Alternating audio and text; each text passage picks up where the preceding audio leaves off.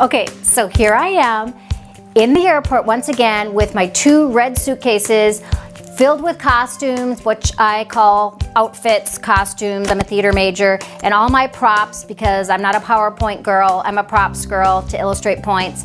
And so I'm hauling these 2 big red suitcases, and I have my laptop, and that's kind of a side bag, and I have a crossbody purse, and then I have this book bag, and I just think I'm all that because I can manage it all.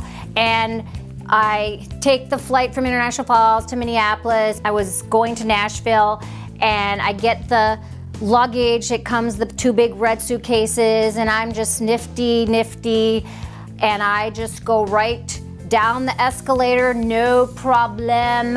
I take the 2 suitcases, have, you know, the purse, the book bag, and the laptop, and these 2 red suitcases, and I managed on the escalator. How cool is that? And I get the paperwork for the rent-a-car, and now I'm gonna have to go outside and go down the cement sidewalk thing and get my rent-a-car.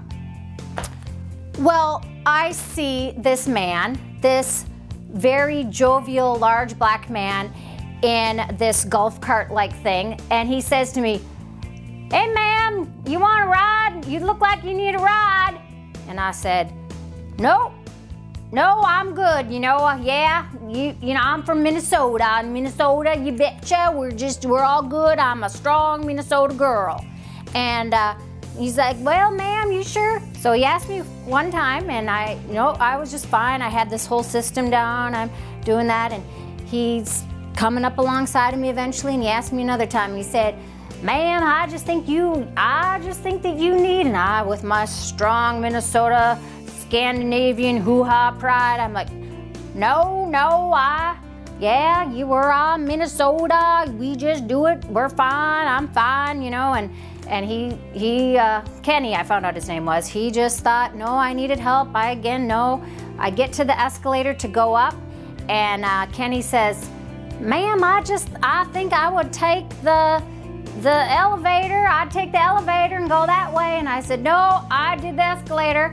So I take my 2 red suitcases with all the stuff hanging on me, and yeah, you guessed it, it was all kitty wampus, and the next thing you know, I'm falling backwards on the escalator, and I knew to let my suitcases just go, and there I see Kenny bounding up to rescue me, and he is just right there, and I fell like 3 stairs. I just got a little bruise, and I let the suitcases go. He just pushes the suitcase, and he's just huffing and puffing. He's like, "Ma'am, I'm so sorry. I'm just so sorry. And he's just so nervous, and he, just kind of lifts me up, and we go down on the escalator, and he takes my suitcases, and that's it. That's it for Kenny. I mean, we are not messing around now. But he is just huffing and puffing, and I'm just kind of in that kind of starlet, like, what just happened, and I'm okay, and he says to me, "You know what? I am so sorry." And I just kept saying, "Kenny, you are right. I should have not been so stubborn. I can be so stubborn. I am so sorry." And he's just like so nervous. And it reminded me of, like, in The Wizard of Oz, before the Cowardly Lion, Zeke, played by Burt Lair, before he is the Cowardly Lion, and Dorothy is trying to balance, and she falls into the pig pen, and Zeke is just, sitting down, and they realize, oh, he's more nervous than she was. That's what Kenny was like, because he said, "You just about done give me a heart attack, girl. You just about didn't give me a heart." And I said, "I am so sorry, Kenny. I wish you would listen to me."